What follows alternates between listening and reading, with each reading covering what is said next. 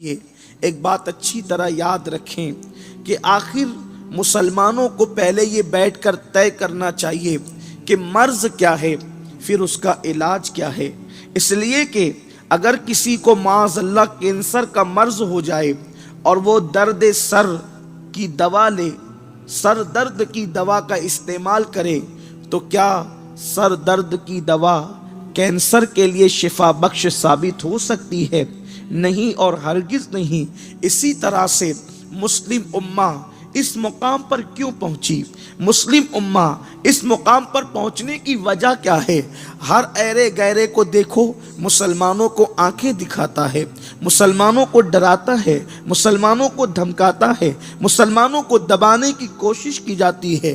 پوری دنیا کے اندر کہیں پر مسلمانوں کی بستیوں سے اٹھتے ہوئے دھوئیں ہیں، کہیں پر مسلمانوں کی بے گور و کفن لاشیں ہیں، کہیں پر مسلم بیٹیوں کی لٹتی ہوئی آبرو ہے، کہیں پر مسلمان تعلیم کے میدان میں جھاڑو لگانے والے اور ٹوائلٹ صاف کرنے والوں سے بھی تعلیم کے میدان میں پیچھے ہیں۔ میرے پیارے آقا صلی اللہ علیہ وسلم کے پیارے دیوانوں، کہیں پر غربت کی چکی میں پس رہے ہیں۔ آخر مسلمانوں کا کون سا سرمایہ کھو گیا؟ آخر کون سی مسلمانوں سے نعمت چھن گئی جس کی بنیاد پر مسلمان اس مقام پر پہنچ گیا کہ اللہ اکبر، ہر کتے بلی جو ہے مسلمانوں کو آنکھیں دکھا رہے ہیں، مسلمانوں کے ساتھ بدسلوکی کر رہے ہیں۔ ایک وقت تھا کہ شیر بھی مسلمانوں کے سامنے دم ہلایا کرتا تھا، لیکن آج کیا ہو گیا ہے کہ مسلمان کی قیمت جانوروں سے بھی گھٹ چکی ہے۔ میرے پیارے آقا صلی اللہ علیہ وسلم کے پیارے دیوانوں، یہ مسلمان جس کے سر پر لقد کرمنا بنی آدم کا تاج رکھا گیا تھا، لقد کرمنا بنی آدم کا تاج جس کے سر پر رکھا گیا تھا، آخر وہ مسلمان بے قیمت ہو کر کے کیوں رہ گیا؟ وہ مسلمان جس نے اللہ اکبر بحر ظلمات میں گھوڑے دوڑائے تھے، آج وہ اپنے سائے سے کیوں ڈرنے لگا؟ وہ مسلمان جس زمین پر چلا جاتا تھا لوگ اپنی پلکوں کو اس کے سامنے سرخمیدہ کر دیا کرتے تھے، آج اسی کا لوگ دشمن کیوں بن رہے ہیں؟ اس کے لوگ دشمن کیوں ہو رہے ہیں؟ تو میرے پیارے آقا صلی اللہ علیہ وسلم کے پیارے دیوانوں، مسلمانوں کے زوال کی وجہ اگر آپ بہت ساری تلاش کریں گے تو صرف ایک مجھے نظر آتی ہے۔ اقبال کہتے ہیں بجھی عشق کی آگ اندھیر ہے، بجھی عشق کی آگ اندھیر ہے، مسلمان نہیں راک کا ڈھیر ہے۔ اللہ اکبر، جب تک مسلمان کے سینے میں عشق مصطفیٰ کی آگ جلتی تھی، اس وقت تک مسلمان جس زمین پہ قدم رکھ دیتا تھا وہ زمین اس کی ہو جایا کرتی تھی۔ جب تک مسلمان کے سینے میں عشق مصطفیٰ کی آگ جلتی تھی، مسلمان جدھر چلا جاتا تھا لوگ اس کی غلامی کرتے نظر آتے تھے۔ جب تک مسلمان کے سینے میں عشق مصطفیٰ کی آگ جلتی تھی، مسلمانوں سے دشمن بھی نفرت کرنے کی ہمت نہیں کرتا تھا۔ جب تک مسلمان کے سینے میں عشق مصطفیٰ کی آگ جلتی تھی، اس وقت تک مسلمان قیصر و کسریٰ کا تاجدار تھا۔ جب تک مسلمان کے سینے میں عشق مصطفیٰ کی آگ جلتی تھی، اس وقت تک مسلمان اللہ اکبر دنیا پر حکومت کرتا تھا۔ جب تک مسلمان کے سینے میں عشق مصطفیٰ کی آگ جلتی تھی، اس وقت مسلمان تجارت کا میدان ہو، تعلیم کا میدان ہو، تہذیب کا میدان ہو، تمدن کا میدان ہو، کلچر کا میدان ہو، ہر میدان میں قوموں کی امامت کرتا تھا۔ جب تک مسلمان کے سینے میں عشق مصطفیٰ کی آگ جلتی تھی، مسلمان غربت کی چکی میں نہیں بلکہ خوشحالی میں اپنی زندگی کو گزارتا تھا۔ اللہ اکبر، کیا نظر لگ گئی، کیا نظر لگ گئی۔ اقبال کہتے ہیں متاع دین و دانش لٹ گئی اللہ والوں کی، متاع دین و دانش لٹ گئی اللہ والوں کی، یہ کس کافر ادا کا غمزہ خوریز ہے ساقی۔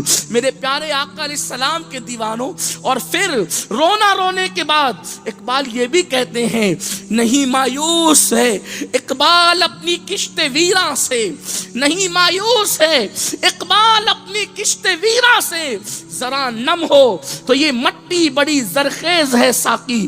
ہاں ہاں، یہ مٹی نم کیوں ہوتی ہے؟ یہ مٹی نم کب ہوتی ہے؟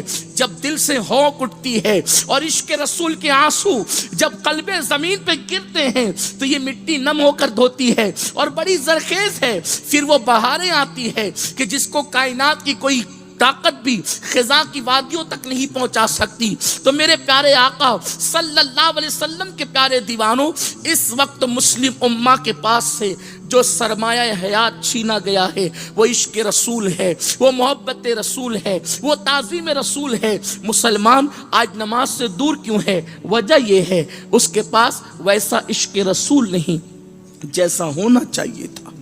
اس کی وجہ یہ ہے، اگر دل میں محبت رسول ہوتی تو مسلمان سوچتا، واقعی عشق کامل ہوتا تو مسلمان سوچتا کہ نماز میں میرے آقا کی آنکھوں کی ٹھنڈک ہے، وہ نماز کو کیوں ترک کرتا؟ اسی طریقے سے اس کے دل میں کامل عشق رسول ہوتا تو وہ اپنے ہاتھوں میں شراب کا پیالہ کیوں لیتا؟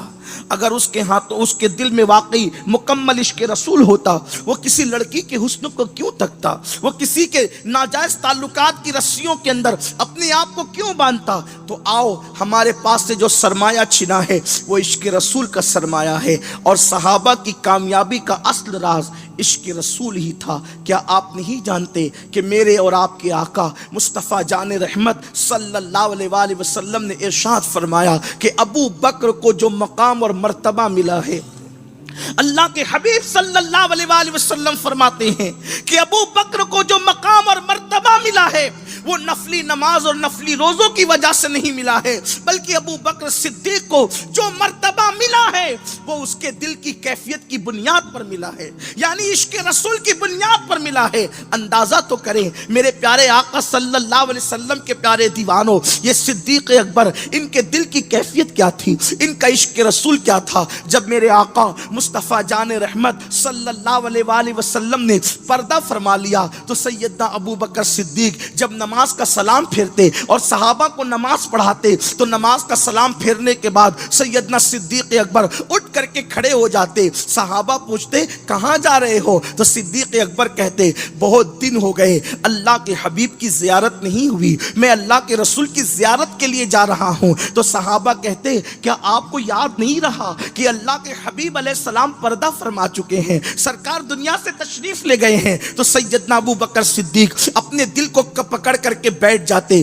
اللہ اللہ، روایتوں میں آتا ہے کہ کبھی صدیق اکبر کو چرواہے جنگلوں کے اندر دیکھتے کہ صدیق اکبر جنگلوں میں کسی کو ڈھونڈ رہے ہیں، کسی کو تلاش کر رہے ہیں۔ کبھی لکڑہارے دیکھتے کہ صدیق اکبر کسی کو ڈھونڈ رہے ہیں، تو چرواہے اور لکڑہارے سیدنا ابو بکر صدیق سے کہتے ابو بکر یہاں تمہارا جنگل میں کیا کام ہے، تم جنگل میں کیوں آئے ہو؟ تو سیدنا ابو بکر صدیق کہتے بہت دن ہو گئے اللہ کے حبیب کو میں نے نہیں دیکھا، بہت دن ہو گئے، بلکہ اگر میں حضرت امیر خسرو کے انداز میں کہوں تو یوں کہہ سکتا ہوں بہت دن بیتے سیاح کو دیکھے۔ اللہ اکبر۔ صدیق اکبر کہتے بہت دن ہو گئے میں نے اپنے محبوب کو نہیں دیکھا، بہت دن ہو گئے میں نے مصطفیٰ جان رحمت کو نہیں دیکھا، اس لیے میں نے سوچا حضور مدینے کے شہر میں نہیں ملتے، ہو سکتا ہے میرے آقا مجھے جنگل میں نظر آ جائیں تو میں حضور کو ڈھونڈتے ڈھونڈتے جنگل میں آ جاتا ہوں۔ اللہ اکبر۔ وہ چروائے اور لکڑہارے کہتے کہ ابو بکر تمہیں یاد نہیں رہا کہ مصطفیٰ جان رحمت تو پردہ فرما چکے ہیں؟ صدیق اکبر اپنا دل پکڑ کر بیٹھ جاتے۔ میں آپ سے پوچھنا چاہتا ہوں میرے پیارے آقا صلی اللہ علیہ وسلم کے پیارے دیوانوں، وہ عشق رسول کہاں گیا؟ صدیق اکبر تو ہر لمحہ حضور کو یاد کرتے ہیں، ہر پل حضور کو یاد کرتے ہیں، صحابہ ہر ساعت حضور کو یاد کرتے ہیں۔ ہم حضور کو کتنا یاد کرتے ہیں؟ ہم اپنے آقا کو کب یاد کرتے ہیں؟ ہم اپنے آقا کو کیسے یاد کرتے ہیں؟ اللہ اکبر۔ ہم عشق رسول کا دعویٰ تو کرتے ہیں لیکن حیرت کی بات یہ ہے عشق مصطفیٰ کا دعویٰ کرنے والے نوجوان اگر ان کی زندگی دیکھیں تو ان کی زندگی میں حضور کی سنتوں پر عمل نظر نہیں آتا، اللہ کے حبیب کے فرامین پر عمل نظر نہیں آتا، بلکہ اللہ اللہ عشق رسول کا دعویٰ ہے اور ہیروں کی نقل ہو رہی ہے، عشق رسول کا دعویٰ ہے کرکٹر کی نقل ہو رہی ہے، عشق رسول کا دعویٰ ہے دشمنان رسول کے کردار کو اختیار کیا جا رہا ہے۔ آؤ آؤ میرے پیارے آقا صلی اللہ علیہ وسلم کے پیارے دیوانوں، صرف نعتوں کے اشعار سن کر 10-20 کی نوٹ ناتخواں کو دے دینے کا نام عشق رسول نہیں ہے. آئیے اللہ اللہ صرف نعرہ لگانے کا نام عشق رسول نہیں ہے. ایک روایت بڑی خوبصورت اس وقت تو مجھے یاد آ رہی ہے. اس روایت کے آئینے میں ہم اپنے آپ کو بھی دیکھیں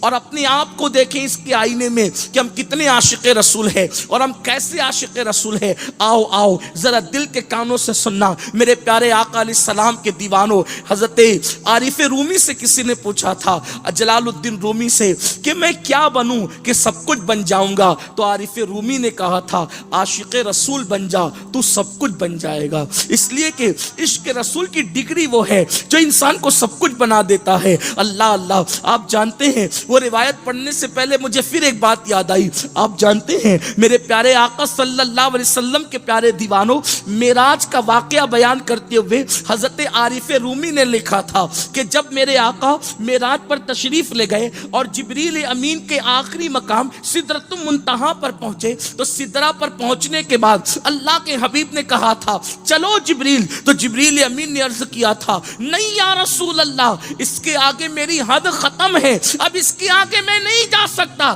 اگر آگے جاؤں گا تو میں جل جاؤں گا. توجہ کریں, اس کے آگے جاؤں گا تو جل جاؤں گا, اس کے آگے جاؤں گا تو جل جاؤں گا, اس کے آگے جاؤں گا تو جل جاؤں گا. عارف رومی کہتے ہیں وہ جبریل تھے, جبریل جن کو جلنا پسند نہ آیا. تو جبریل نے کہا میں آگے نہیں جا سکتا وگرنہ میں جل جاؤں گا. اگر اس کی جگہ بلال و اویس ہوتے تو جل جانا پسند کرتے, محبوب کو نہ کہنا پسند نہیں کرتے.